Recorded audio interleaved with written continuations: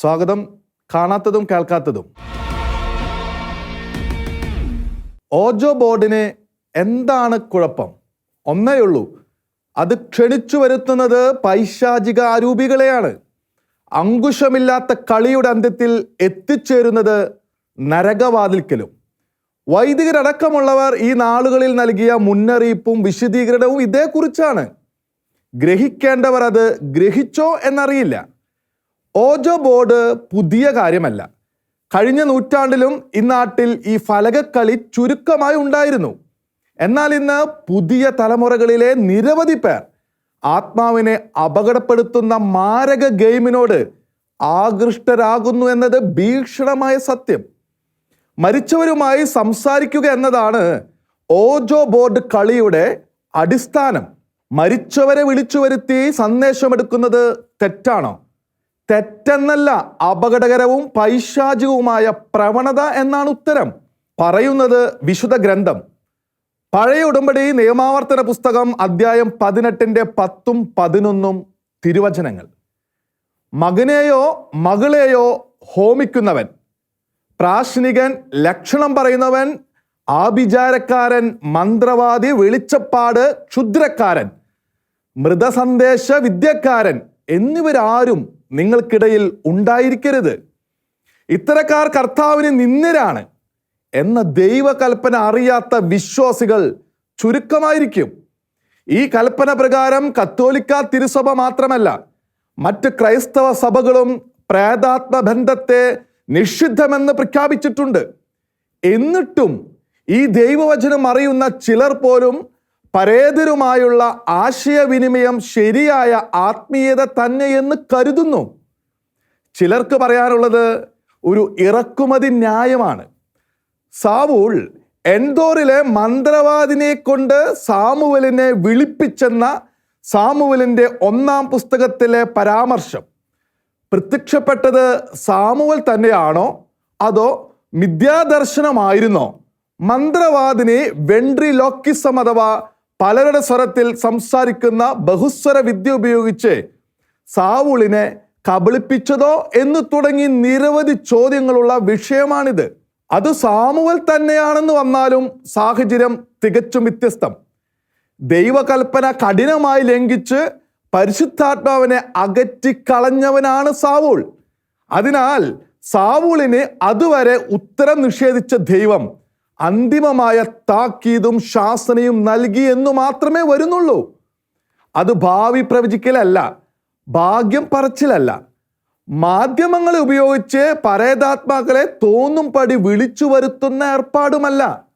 അഥവാ ശുദ്ധീകരണ ആത്മാക്കൾ ജീവിക്കുന്നവരുടെ പ്രാർത്ഥന തേടുന്നതായി പറയുന്ന അനുഭവം പോലെയുമല്ല അത്.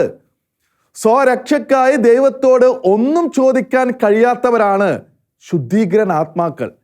സൃഷ്ടികളിൽ ഏറ്റവും നിസ്സഹായരായ അവരോടാണ് യേശുവിനോട് ഏറ്റവും കൂടുതൽ കരുണയുള്ളത്.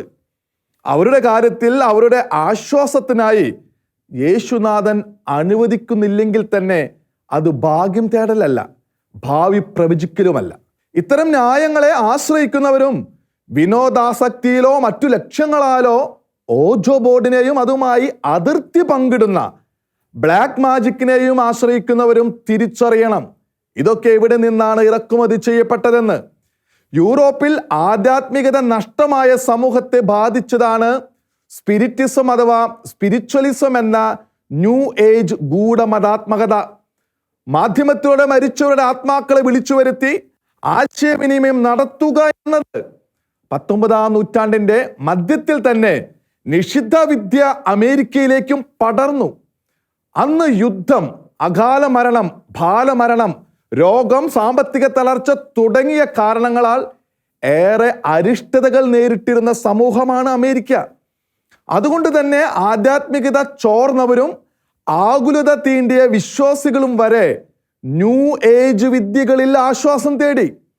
മൃതാത്മ സന്ദേശ വിദ്യക്കാരുടെ ശനിയാഴ്ച യോഗങ്ങളിൽ പങ്കെടുത്തിരുന്നവർ മനസാക്ഷി കുത്തില്ലാതെ ഞായറാഴ്ച പള്ളികളിലും പോയി ദുഷ്ടാരൂപികളുമായുള്ള ബന്ധത്തിൽ തങ്ങൾ സ്വയം കുടുക്കുകയാണെന്ന് അറിയാതെ താൽക്കാലിക ആശ്വാസത്തിന്റെ മരീചിക തേടിയവർക്ക് അത് കെണിയോ എന്ന് ചിന്തിക്കാനുള്ള ക്ഷമത പോലും ഇല്ലാതായി. പരേതാത്മാക്കളെ വിളിച്ചു വരുത്തി സന്ദേശമെടുക്കുന്ന വിദ്യയ്ക്ക് ആവശ്യക്കാർ ഏറിയപ്പോൾ ചില ബിസിനസ്സുകാർ അതിൻ്റെ കച്ചവട സാധ്യതയിൽ കണ്ണുവെച്ചു. അവരുടെ പൈശാചിക ഗവേഷണം കണ്ടെത്തിയ ഉത്തരമാണ് ഓജോ ബോർഡ്. അമേരിക്കയിൽ പാറ്റന്റ് നേടിയ കണ്ടുപിടുത്തമാണ് ഓജോ ബോർഡ് എന്ന് എത്ര പേർക്കറിയാം? ഓജോ ബോർഡ് മിണ്ടുന്ന അത്ഭുത ഫലകം എന്ന പരസ്യത്തോടെ 1890കളിൽ വിപണനം തുടങ്ങിയതാണ് ബോർഡ്. മറ്റാർക്കും അറിയില്ലെന്ന് താൻ കരുതിയ തൻ്റെ യഥാർത്ഥ പേര് ഓജോ ഫലകം കാണിച്ചു കൊടുത്തതോടെ അതിൻ്റെ ശാസ്ത്രീയത അന്വേഷിക്കാൻ മെനക്കെടാതെ പാറ്റന്റ് ഓഫീസർ പാറ്റന്റ് നൽകിയത്രേ. ഓജോ ബോർഡ് രൂപപ്പെട്ട ദശകത്തിൽ തന്നെ 1898 റോമിൽ നിന്നും കത്തോലിക്ക സഭ ഇത്തരം പ്രേതാത്മക വിദ്യകളെ വിലക്കി ഉത്തരവ് പുറപ്പെടുവിച്ചതാണ്. കത്തോലിക്ക സഭ മാത്രമല്ല, പ്രൊട്ടസ്റ്റന്റ് സഭകളും ഇത്തരം സ്പിരിച്വലിസ്റ്റിക് വിദ്യകളെയും അഭ്യാസങ്ങളെയും എതിർത്ത പ്രബോധന രേഖകൾ ഇറക്കിക്കൊണ്ടിരുന്നു. ശാസ്ത്രീയമായി വിശദീകരണമില്ലാത്ത ഓജോ ബോർഡും മൃതാത്മ സന്ദേശം തേടലും സംബന്ധിച്ച് 2 ചോദ്യങ്ങളാണുള്ളത്. 1, അത് നിഷിദ്ധമാണോ? 2, അങ്ങനെ ആത്മാക്കളെ വിളിച്ചു വരുത്താനാകുമോ? ദൈവവചനത്തിന് വിരുദ്ധമാകിയാൽ അത് നിഷിദ്ധമാണെന്നതിന് വിശ്വാസികൾക്ക് വേറെ ഉത്തരം വേണ്ട. പരേതാത്മാക്കളെ തോന്നുംപടി വിളിച്ചു വരുത്താനാകില്ല എന്നതാണ് ആധ്യാത്മിക തത്വം. മരിച്ചവരും ജീവിച്ചിരിക്കുന്നവരും 2 ലോകത്താണ്. സ്വതന്ത്രമായി ബന്ധപ്പെടാൻ ദൈവം 2 കൂട്ടരെയും അനുവദിക്കുന്നില്ല. മരിച്ചവർ തിരിച്ചു വരുന്നില്ല എന്ന് ദാവീദ് സ്വപുത്രനെ കുറിച്ച് പറയുന്നു.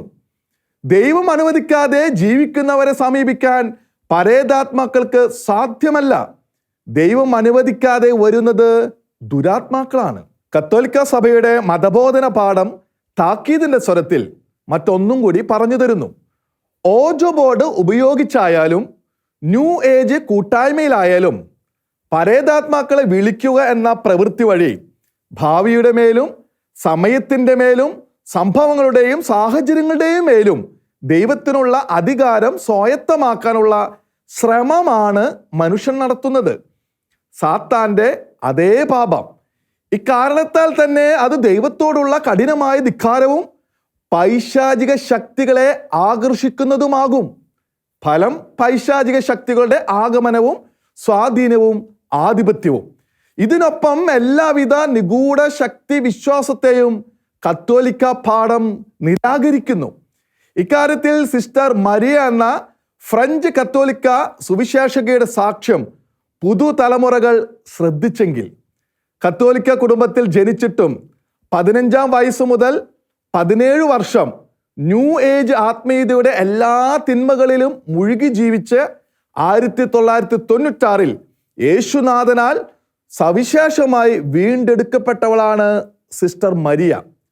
Jesus came to prepare me for this event, the elimination of my conscience എന്ന പ്രശസ്തമായ അനുഭവ സാക്ഷ്യത്തിൽ സിസ്റ്റർ മരിയ പറയുന്നു, ഓജോ ബോർഡ് മാത്രമല്ല, എല്ലാവിധ പരേതാത്മ ബന്ധങ്ങളും വിദ്യകളും അതിനായുള്ള കൂട്ടുചേരലുകളും കൈനോട്ടവും മുജന്മ വിശ്വാസവും ദോലകവിദ്യ, UFO അഥവാ പറക്കും തളിക, അന്യഗ്രഹ ജീവികൾ, ശരീരത്തിലെ നിഗൂഢ ശക്തി കേന്ദ്രങ്ങൾ, നിഗൂഢ ശക്തികൾ എന്ന് തുടങ്ങിയ വിശ്വാസങ്ങളും നിഷിദ്ധമാണ്. അവ നമ്മുടെ മേൽ പൈശാചിക ശക്തിക്ക് സ്വാധീനവും അധികാരവും നൽകുന്നവയാണ്. സ്വന്തം അനുഭവം മാത്രമല്ല, ഈ വിഷയത്തിൽ അഭിജ്ഞനായ ഫ്രഞ്ച് വൈദിക ശ്രേഷ്ഠൻ മോൺസിഞ്ഞോർ തുർനയോൾ ദുക്ലോസിന്റെ പുസ്തകങ്ങളും നിർദ്ദേശങ്ങളും സിസ്റ്റർ മരിയ ആസ്പദമാക്കുന്നു.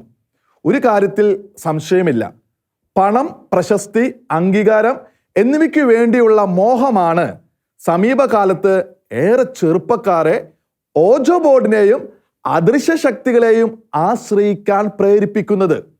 ഷോ ബിസിനസിന്റെ ആധിപത്യം അതിന് കാരണമാകുന്നുണ്ട്.